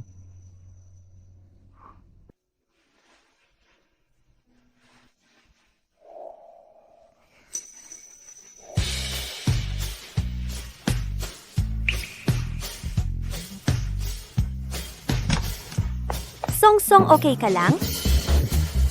Lola, Tawagin mo siyang nanay. ito. ikaw na maliit na demonyo, bakit ka nangahasmang hawak sa aking apo sa Diyos? Teka, Ang iyong hinihintay na manugang. Bakit hindi mo siya kilala? Song Song, totoo ba ang sinabi niya? Katiwala, dalhin mo agad lahat ng regalong inihanda ko para sa manugang, mga bahay, kotse, alahas, at lahat ng kayamanan mula sa subasta. Ibalik mo lahat. Sipo! Ito ang pamana ng pamilya Gu. Ibinigay ito sa akin ng lola ni Yunjo. At ngayon, ipinapasa ko ito sa iyo. Napakamahal nito. Hindi ko kayang tanggapin. Kung ibinigay ni nanay, tanggapin mo na. Ikaw ang manugang na gusto niyang magkaroon. Song Song, medyo matanda si Yunjo at medyo malamig ang ugali pero marunong siyang mag-alaga. Huwag mo sana siyang hamakin. Sa pamilya Gu, kung ang isang lalaki ay iniwan ng asawa, hindi siya maaaring ilibing sa libingan ng pamilya Gu. Lola, Gu. Si Yunjo, siya ay napakabait sa akin. Bakit mo pa ako tinatawag na lola? Nanay, Nanay, si Song Song ay natakot lang at kailangan magpahinga. Narinig ko kay Meow Meow. Alam ko, simula ngayon, kasapi ka na ng pamilya Gu. Kung may maglakas loob na mga api sa iyo, nandito si nanay para sa iyo. Ako rin! Song Song! Miss na miss kita! Sige, dahil maayos na si Song Song, panatag na ako. Magpahinga na kayo, aalis na kami. Uy! Hindi ba ako nakakausap kay Song Song? Lola, hindi ba ako nakakapaglaan ng sapat na oras kay Song Song?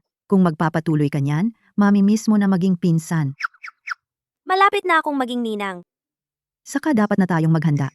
Una, bumili ng lupa para sa mga apo ko. Magpatayo ng palaruan. Kailangan kong magpursige. Sa reaksyon ni Song Song, ang daan ko para maging ninang malayo pa.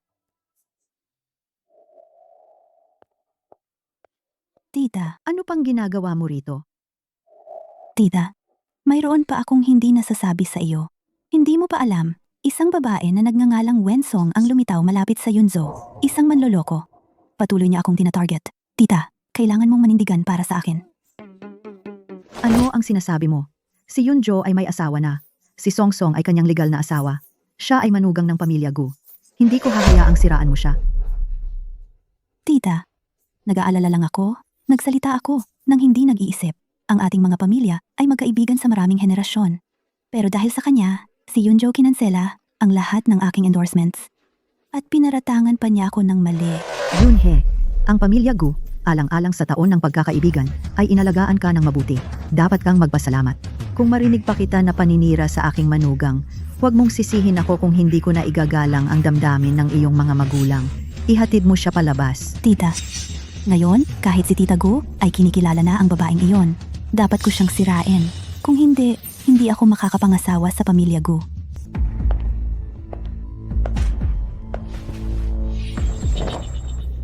Binibiniye, ano ba ang napakahalaga para puntahan mo ng personal?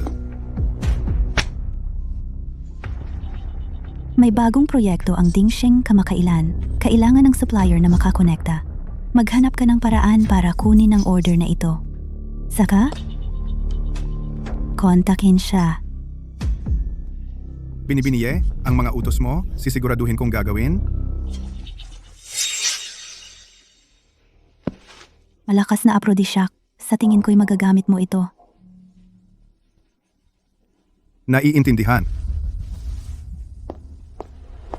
Wensong, kapag personal na nakita ni Gu Yunzo na niloko ka, tingnan natin kung gusto ka pa niya. Madam, Team leader, tulad ng dati, tawagin mo na lang akong Wensong. sige. Ito ang kontrata ng supplier para sa bagong proyekto ng Dingsheng. Sila mismo ang humiling ng bagong tao para hawakan ito. Interesado ka ba? Opo, team leader, ako na ang bahala. Sige, sa iyo na ito. Kailangan nila ng pulong ngayong gabi para sa mga detalye. Ipadala ko na lang sa iyo ang address mamaya.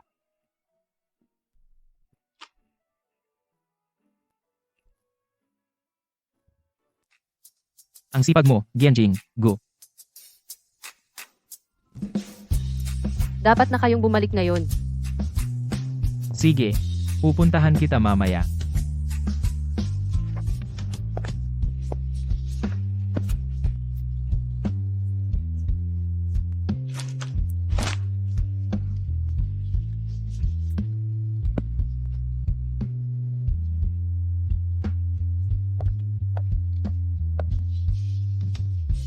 Dumating na si Jigu parang 7, 8, 10 beses na. Tiyak na may kailangan siyang pag-usapan sa inyo.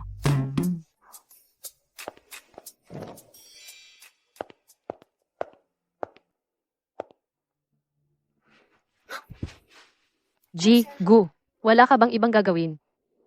Na-miss lang kita. May simpleng pagtitipon ngayong gabi. Sumama ka sa akin. Ngayong gabi? Pero may trabaho ako. Pwede ba tayong gawin na lang sa susunod?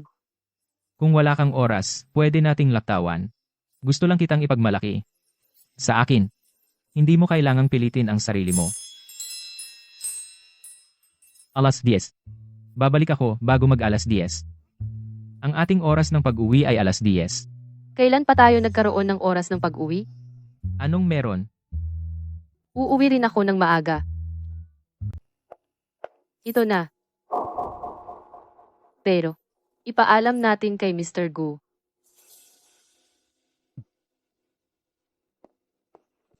Miss, ang aming club ay may patakaran sa privacy. Hindi pinapayagan ang mga cellphone. Itatago ko muna ito. Pakiusap.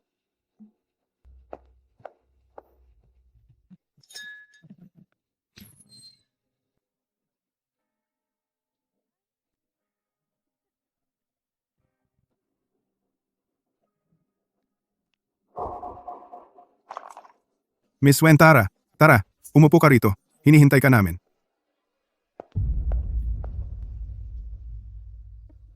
Mr. Kian, tungkol sa kolaborasyong ito. Miss Wen, kakasimula mo pa lang magtrabaho, di ba? Hindi mo pa talaga alam ang mga gawain. Gusto mong pag-usapan ng negosyo? Una, uminom muna tayo. Kilalanin natin ang isa't isa. Pasensya na. Hindi ako masyadong umiinom. Pag-usapan muna natin ang negosyo. Miss Wen, ito ay walang galang. Tama iyan. Ito ay walang galang.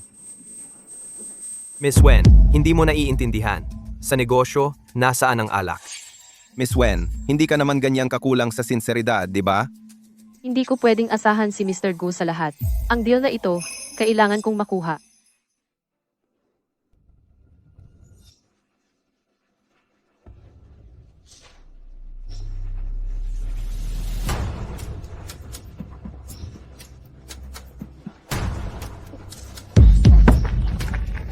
Miss Wen, mahusay uminom.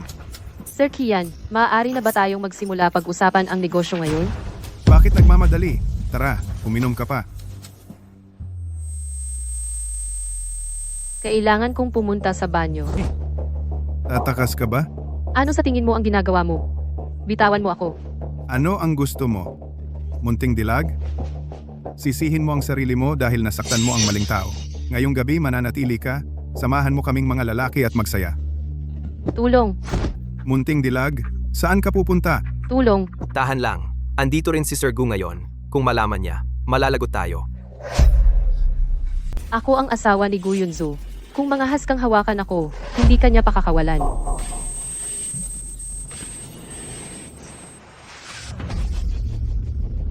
Ikaw ang asawa ni Jigu, at ako ang tatay ni Jigu. Tama.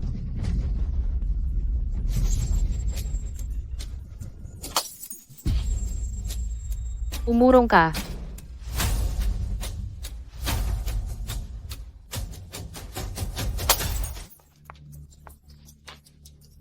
Habulin mo siya.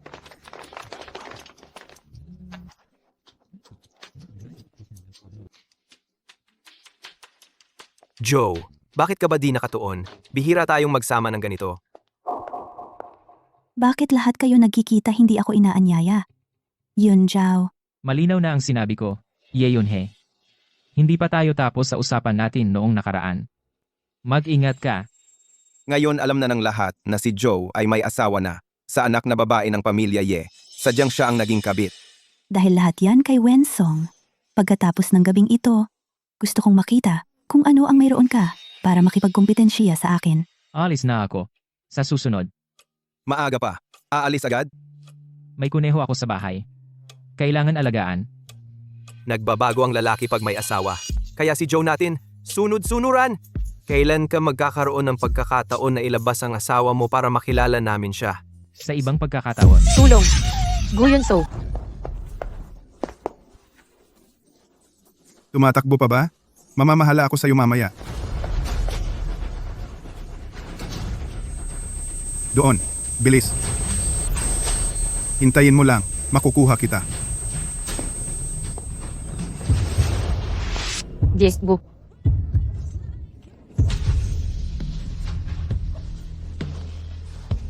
Gu, g. Ako, hindi ko alam. Si Bibi, Wen ay babae mo. Ji, Gu! Maawa ka sa akin, Jigu. Gu. Nakatakas na naman siya.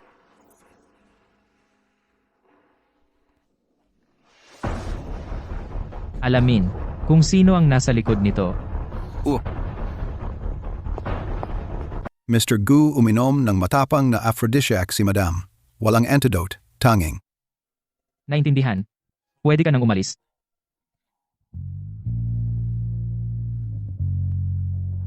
Huwag kang umalis. Song, alam mo ba kung ano ang ginagawa mo?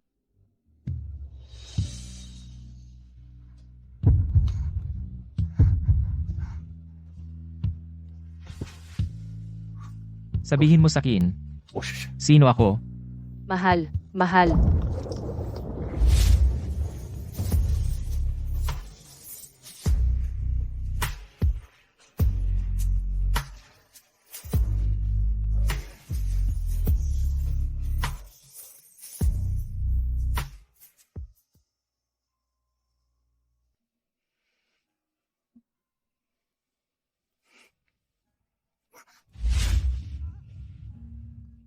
Kasalanan ko, mas magiging malumanay ako sa susunod.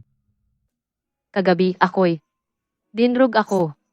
Hindi ko sinasadya. Pwede akong magkunwari na walang nangyari. Katulog mo lang sa akin. At ngayon itinatanggi mo? Hindi iyon. Ang ibig kong sabihin. Bilang iyong legal na asawa, pagtupad sa aking mga tungkulin bilang asawa, natural lamang. Dahil nangyari na ang relasyong ito.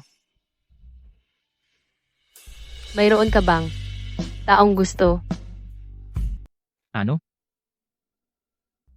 Sinabi sa akin ni Meow Meow na dati, ikaw sa lumang bahay personal mong sinabi na may gusto ka na.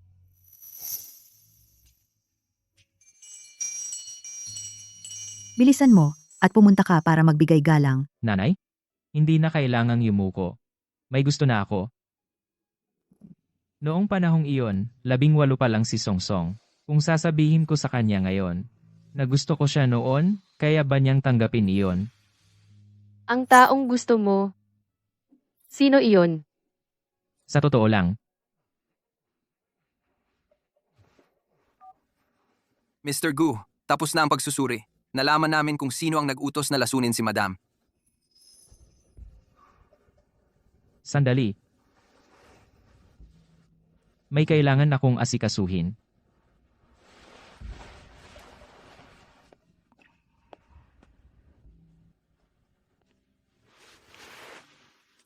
Songsong, anong problema mo? Inapi ka ba ni Uncle Gu? Hindi. Meow Meow.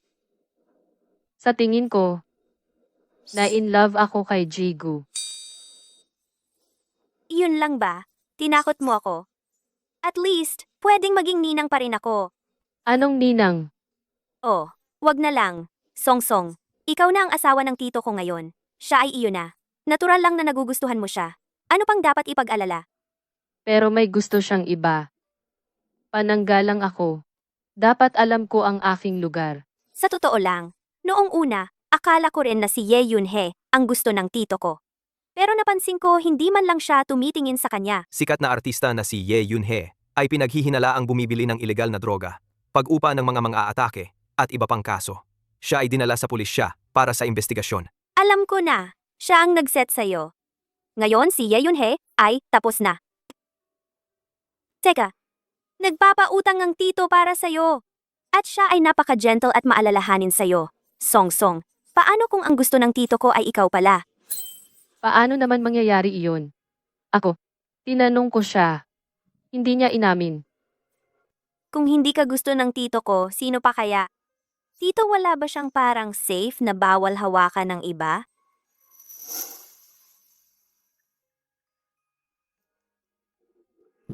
Tara na, tingnan natin kung sino ang nasa painting. Sa pagkakataong ito, bakit nakalock ito? Ito ay combination lock. Subukan mo lang ang code at magbubukas ito. Bilisan mo, subukan ang birthday mo. Meow Meow. Mukhang hindi ito tama. Ano ang problema? Ikaw ang may bahay. Subukan mo lang.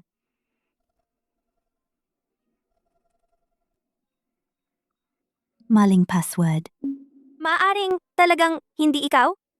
Imposible iyon. Si. Imposible. Subukan ng iba. Anibersaryo ng kasal. Oh, ano ba? Subukan mo ito sa huling pagkakataon, okay? Kung hindi, hindi na tayo titingin muli. Masamang tito. Okay. Huling isa.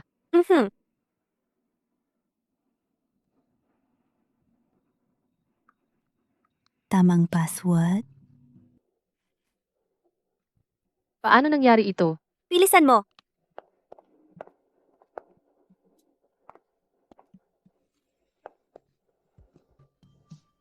Hindi ba ito, ang araw ng iyong 18 kaarawan, dahil may darating kang pagsusulit sa kolehiyo, pumunta kami sa templo para manalangin kay Wenchang. Narinig ko. Sinabi ni Tito na may gusto siya sa isang tao. Iyon din noong araw na iyon. Ibig bang sabihin, ang taong gusto ni Mr. Gu ay ako? Maganda ba ito?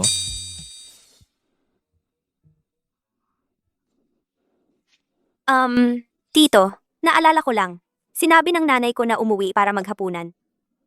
Uuwi na ako ngayon.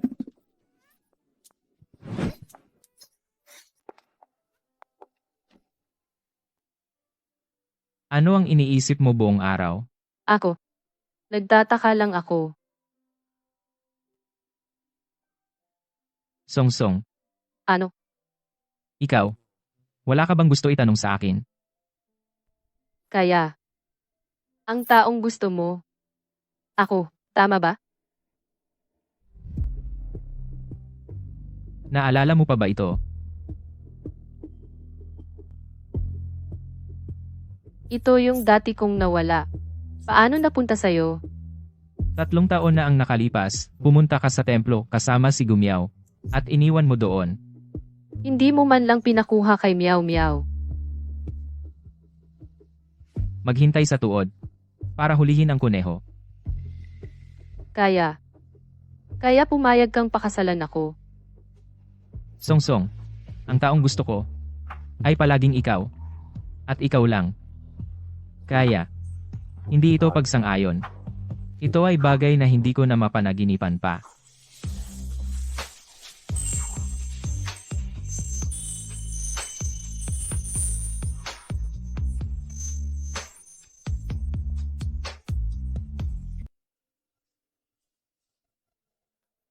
Matamis. Maasim.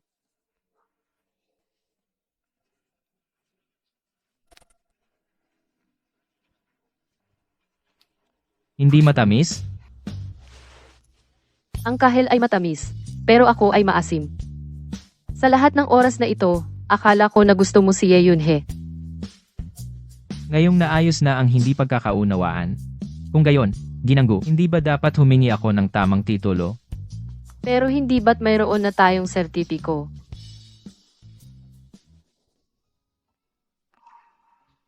May utang pa ako sa iyo ng isang marangyang kasal. Gusto kong malaman ng lahat sa Jiang City na ikaw, Wensong, ay aking Guyunzo, lehitimong at pinahahalagahang asawa. Sa ganitong paraan, walang mag-aakala na may iba akong gusto. Ngayon, tikman ko. Maasim pa ba? Bumalik sa kwarto. Tikman natin ng maayos. Breaking news. Ang dating nakakulong at iniimbestigahan dating sikat na artista na si Ye Yunhe ay nakatakas mula sa kustodiya. Ginang, ito ang damit pangkasal na espesyal na ginawa ni Jigu para sa iyo. Pati ang mga disenyo ay personal na iginuhit ni Jigu. Bawat hakbang ay personal na pinangasiwaan ng kanyang ina. Ginang, may isang babae sa labas na nagsasabing siya ang iyong ina. Siya? Saan? Yung babae, sabing nanay mo. Pero iniwan lang niya to at umalis.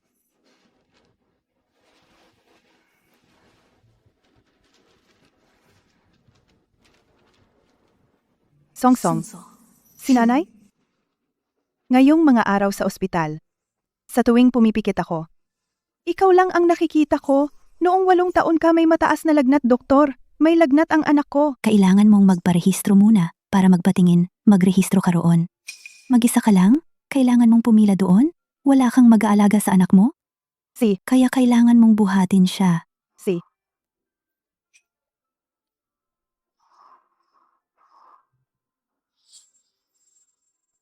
Nanay, pasensya na. Kung nandito si tatay, magiging mas magaan ba para sa'yo? Magkakaroon din ako ng tatay. Nagpumilit ako at sumumpa. Kailangan kong bigyan ka ng isang kumpletong pamilya. Pero bulag ako. Kalahati ng buhay ko, nabuhay akong parang duwag. Natatakot na wala kang tatay. Kaming mag-ina ay pag-uusapan, natatakot na walang aasahan, natatakot sa kung ano-ano. Pero hindi natatakot na ikaw ay maagrabyado. Ngayon ay ang iyong espesyal na araw na nakasuot ng damit pangkasal. Hindi ako pupunta. Natatakot na masira ang iyong swerte. Maligayang kasal, aking mahal na anak.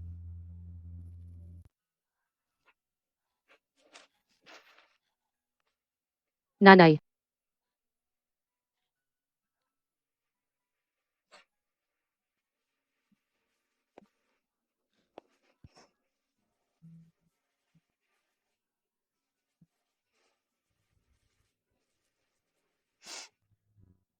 Songsong. Nakikitang masaya ka. Maiiyak si nanay bago mo gawin. Driver. Tara na.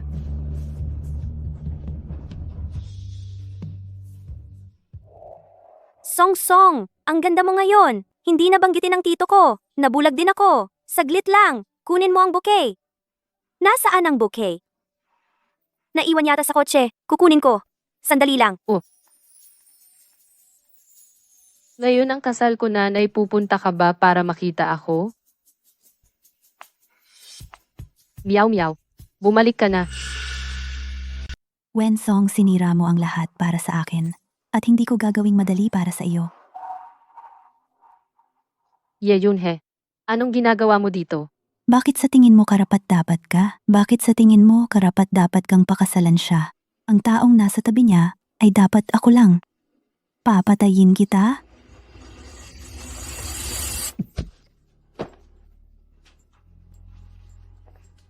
Yunjo, hindi mo ito magagawa sa akin. Huwag mo akong patayin. Yunjao, Dalhin mo siya sa estasyon ng pulis.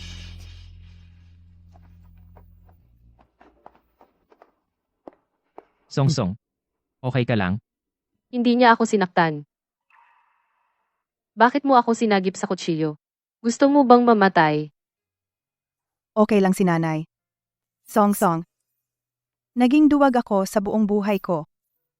Ngayon, sa wakas, nagawang protektahan ka. Song. Nay, pinapahiya ba kita? Yun ba? Nagalit ka ba? Huwag kang umiyak. Hindi pwedeng umiyak ang bride ngayon. Aalis na si nanay. Nay, hindi ba sinabi mong protektahan mo ako? At ngayon iiwan mo ako. Saan ka pupunta? Hindi aalis si nanay. Hindi na muling aalis si nanay. Nay,